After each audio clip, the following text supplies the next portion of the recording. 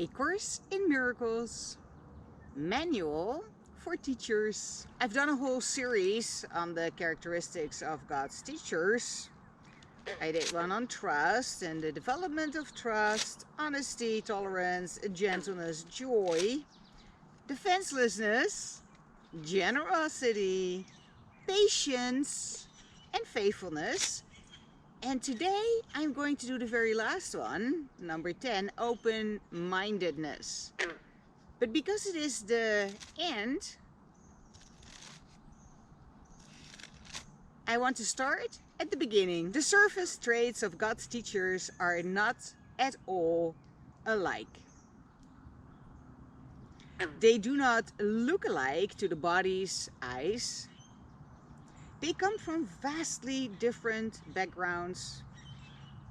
Their experiences of the world vary greatly, and their superficial personalities are quite distinct.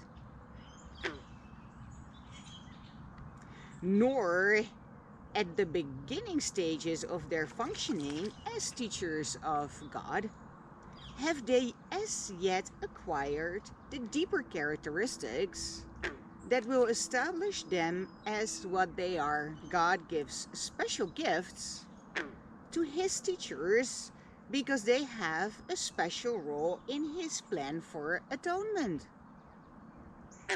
Their specialness is, of course, only temporary, set in time as a means of leading out of time.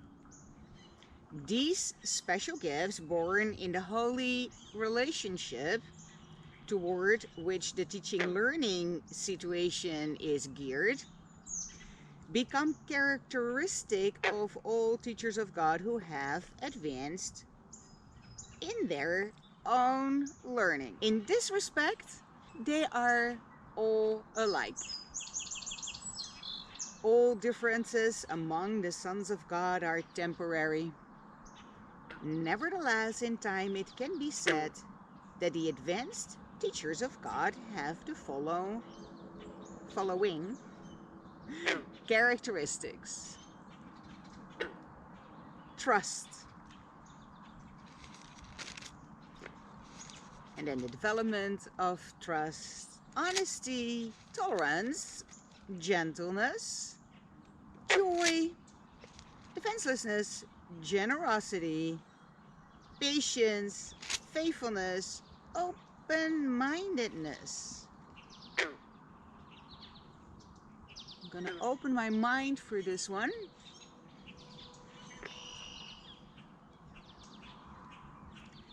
The centrality of open-mindedness, perhaps the last of the attributes the teacher of God acquires, is easily understood when its relation to forgiveness is recognized. Open-mindedness comes with lack of judgment. As judgment shuts the mind against God's teacher, so open-mindedness invites him to come in. As condemnation judges the Son of God as evil, so open-mindedness permits him to be judged by the voice for God on his behalf. As the projection of guilt upon him would send him to hell, so open-mindedness lets Christ's image be extended to him. Only the open-minded can be at peace, for they alone see reason for it. How do the open-minded forgive? They have let go all things that would prevent forgiveness.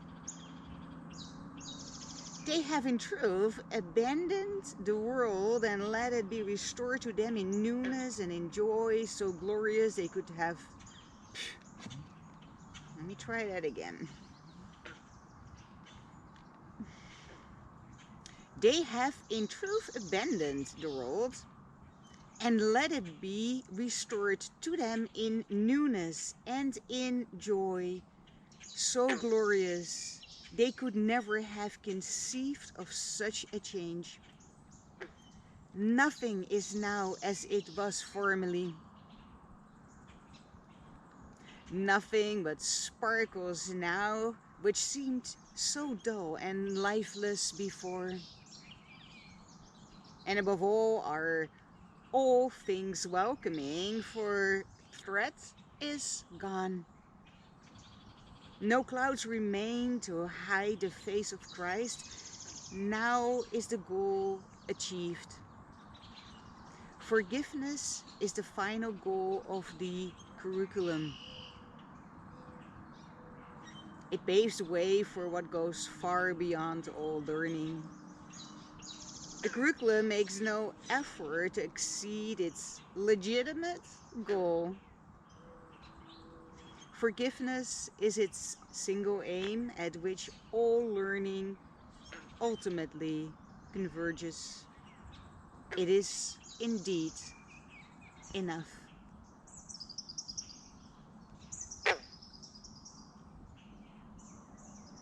Well, fuck that. Forgiveness through understanding, compassion, and kindness. Or you could throw in and kinky. Quite by accident, and honestly, quite innocently, I stumbled upon a fetish that, even though I am quite educated, didn't know existed until I saw it happening.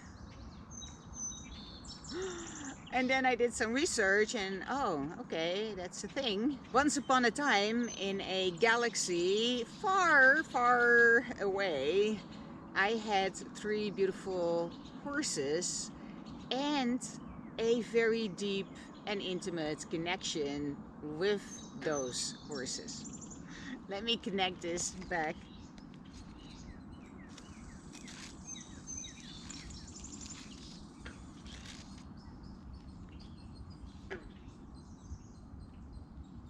God gives special gifts to his teachers because they have a special role in his plan for atonement. One of those special gifts was that I could feel, sense, pick up on when my horses needed to do their business. I thought it was hilarious, and I was able to dash for it, run up to my horses with a manure fork. Most horses would already spook on that and take off, but my horses and we had an amazing, deep and intimate connection. We were very comfortable with one another. There was a lot of trust. So, for the most part, me scooting towards their bum, holding a prickly object in my hand, a manure fork, was totally fine with them. And because I would be able to sense quite in advance that my horses needed to do their business, poop or pee, I would always be able to grab my little GoPro that I usually carried on me, turn it on, start filming, and then make a dash for it and catch the poop in midair as it was being dropped by one of my horses. And I use this as a metaphor for visionary leadership, knowing what happens before what happens, so that you can do something about it before the shit hits the fan, or in this case, before the shit hits the ground. And what do you know? All of a sudden, my videos that contained this rather special gift started to generate like enormous amounts of views, engagement, comments, people subscribing, because I can also see how many subscribers a video generates. This is how that works. People go to YouTube, they watch a video, they like it, they want more content like it, and they subscribe to the channel in the hope they get more content like that. So I started to see enormous amount of engagement, likes, comments, and subscribers based on, quite obviously, the poop. Some people thought it was funny, some people thought it was disgusting, and some people shared quite openly that they were getting sexual arousal out of it. They got off on it. It turned out, because I did my research, to be a complete fetish. People get off on seeing other people shit. You don't want to know the shit they engage in. Do your own research and you too shall know. I'm not sure if this knowledge will set you free. Bring some open-mindedness to the table and try not to judge. And these poop lovers, as I lovingly call my very dedicated audience, my growing audience of poop lovers, gave me the perfect opportunity to practice open-mindedness and not judging them. And some of them really commented on this aspect, where they said, thank you for both providing us this content, because it became a sport. It became a sport. I noticed that there was a real interest in this. I knew I had a very unique skill set, because a lot of things have to come together for me to be able to make that video. I developed this relationship with my horses over many, many, many years, a process which I obviously filmed and are going to be editing. That was the whole idea from the get-go, to edit that journey that I had with my horses, because that connection was developed over time. They didn't come into my life as my equine soulmates. There was a process. This special gift of being able to know quite in advance when my horses are doing their business, so that I can be right on time with my camera. The closer the better.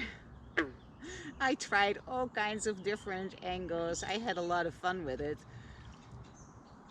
But it is very unique. I had the horses to begin with. I spent a lot of time with the horses. I had this amazing relationship, which both told me when they had to do their business. There was a real empathic connection between me and my horses. I could just sense it, feel it. I knew it in advance, so I could be ready. And then there was the trust between us that allowed me to dash up on their behinds while they were in a vulnerable position. Usually they spread their hind legs a little wider, they stand slightly awkwardly, they're pooping or peeing. Their ability to run away from a predator is compromised. They're in a vulnerable position, so that I am able to just dash in there and film it is a testimony to our relationship and the trust that has been developed between us. So that was another aspect of these videos that I really liked. Not many people realized that. As a matter of fact, the only people that realized that were the people that left comments like, oh, never stand behind a horse, etc., because they realized, hey, what you're doing is potentially distressing to the horse, and if it is distressing to the horse, they can kick out on you. That is common horsemanship savvy. However, because of my intimate relationship with my horses, I am able to do this. And they are able to accept this without feeling defensive. So this peculiar gift really helped grow my channel like a cabbage, because I think I am pushing 17,000 subscribers. At some point, I flipped the threshold in which I was now able to monetize my videos, which is based on how many subscribers you have. If you have enough subscribers, you can monetize a YouTube channel. And I went over that threshold by the sheer virtue of all my poop lovers that subscribed on poop videos or P videos. Eventually I started doing P videos to open a whole new market. It's also a fetish, getting off on seeing other people or animals take a piss.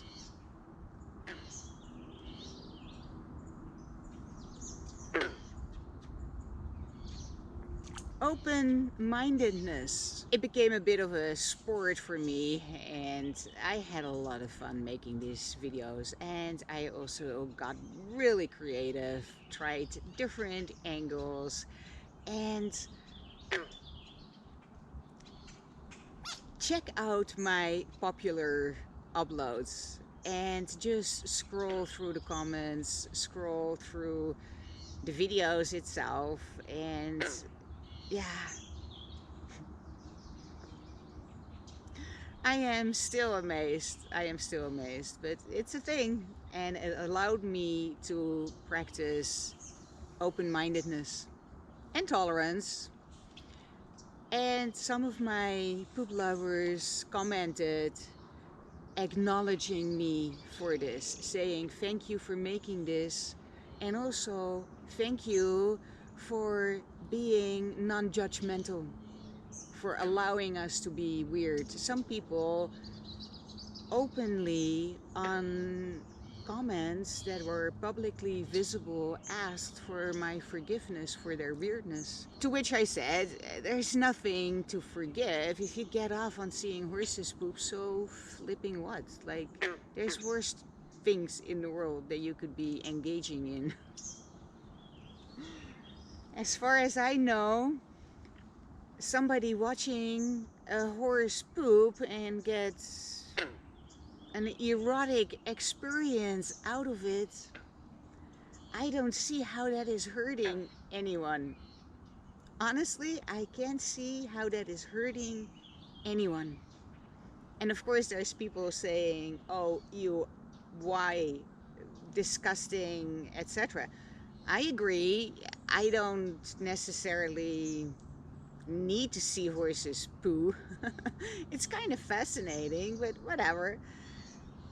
I don't get sexually aroused by seeing an animal poo or pee. I don't get sexually aroused by my horse's genitals, no matter how big they are, how much they swing, how hard they get. I've seen it all, honestly.